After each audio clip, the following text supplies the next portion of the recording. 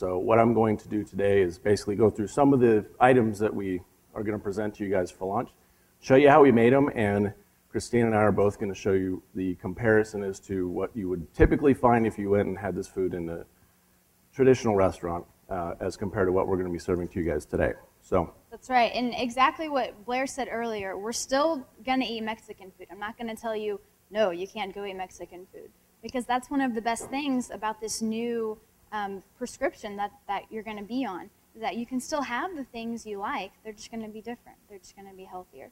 So Jason, why don't you start us off? Tell me what we're starting with. We're going to make a salsa fresca first. It's a very basic recipe. It's very easy. Anybody can make it at home if you have a food processor, even a blender. It's the best way to do it, but it's very simple. It basically consists of tomatoes, yellow or white onions, some sort of chili. We're using serranos today, cilantro, and lime juice, and a little bit of pepper. Basically what we're going to do here is you could cut your vegetables up into smaller pieces, make it a little easier on your machines here. And this is all from the grocery store, right, Jason? You didn't buy this from any special No, not at all. places? All of this stuff and everything that we're making here today, you can find at your local grocery store. We got all of our supplies from H-E-B for this stuff. Wow. As far as what we did for our test products, of course, we got the rest from Labatt. But so we're going to do 2 tomatoes. We're going to do a half an onion. We're going to do 1 small serrano chili. Again, there's nothing fancy about this recipe. You just basically put it in, let it go. We're going to use about a quarter bunch of cilantro. We're going to use the lime juice, just about an ounce. It does need some acidity, so the lime juice will balance this out a little bit. We're going to use a little bit of garlic, about the equivalent of 1 clove. And this will make a pretty small recipe. You can make this in larger batches, of course. I actually make this at home, and we are not using any salt in it today to eliminate the sodium content in this recipe. One option and one thing that I actually do at home, the problem with a lot of the salsas that anybody, including myself, purchases at the grocery store, is that they're chock full of preservatives and they're chock full of salt. And so they're very shelf stable, and that's great, but they just have way too much salt for what the normal person needs. In most of the green salsas that we looked at, we actually saw that per serving they were about 10 to 18% of the total nutritional daily value of what you should intake for salt.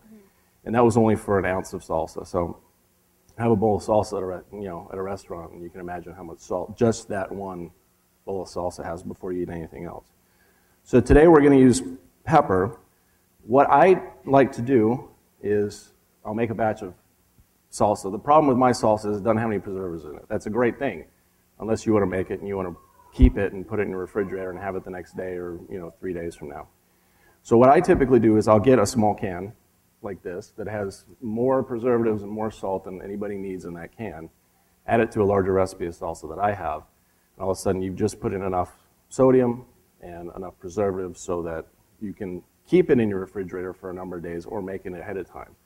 And it balances everything out, so it's just perfect. But that's great, and this is so easy. It's almost as easy as picking the jar off the shelf and putting it into your cart. Yep. Just throwing it on the food processor. You are, and you can make it. And it really, I mean, as you guys will have it on the buffet today, it's fresh because you buy it and it's made from fresh produce. It hasn't been sitting on the shelf for a year. So pardon my noise, but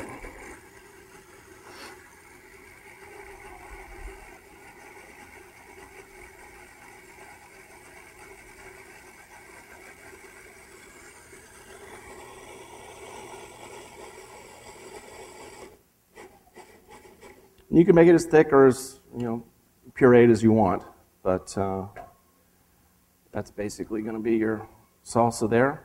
And again, if you don't favor onions as much, you like it a more mild than a hot, then you can of course adjust it how you see fit. But oh, it smells great. Yeah, it's very fresh. So that's our fresh salsa. That was easy. That's it. That's the all whole you have thing. to do? Okay. That's the whole thing. The next thing that we're going to demonstrate here is we're actually going to jump forward to dessert before I get to the main course. The dessert, thank you. The dessert that we're making today is arroz con leche, or rice with milk. It's an extremely inexpensive dessert. It's actually a very good dessert for what it has in it. And there are some substitutions that we made with this recipe that drastically reduce the calorie count. It's, again, a very basic recipe, but it's very easy to make. This here is a 1/4 cup of short grain rice. Short grain rice is used in sushi, essentially. It's probably where most people recognize it from. But unlike long grain, short grain rice has the ability to absorb a lot of moisture, so that's why we use it for this recipe. So this small amount of rice is actually enough to feed 4 people substantially. Actually, 4 people, about 4-ounce servings per person. So basically, what you want to do, and for the sake of everyone's safety today, I won't use any flame here, but basically in preferably a nonstick pot or pan, you combine the 1/4 cup of rice. And that little bit of rice, if you can see the difference in size here, 16 ounces of milk will be absorbed by all that rice.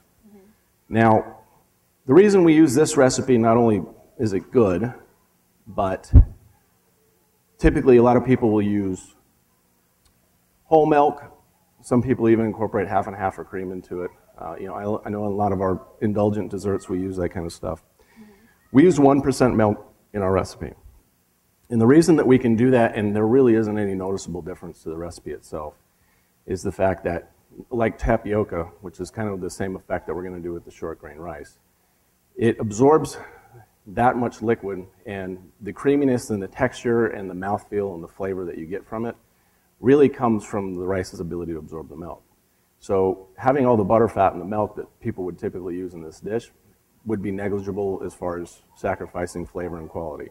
So it's pretty much going to taste the same. Yes, it should. It'd be very, very hard to notice the difference. Interestingly enough, and this putting all this together was actually very valuable for myself as well, even though I'm around food every day, making it as well as eating it. But it's made me realize, or refresh my memory, I should say, that just how many things that we use that we really don't need to use in cooking, especially in restaurants. And, cooks are in there doing their thing, and they're really adding a lot of things to food that just really aren't necessary, that they don't have to. But, for instance, the milk that we use is a 1% milk. It's got 100 calories per serving or per cup. And the whole milk that we'd use has 150. You could get away with using skim milk in this recipe, which, again, shouldn't really affect the texture at all. And you bring it down to 80 calories per cup of milk used.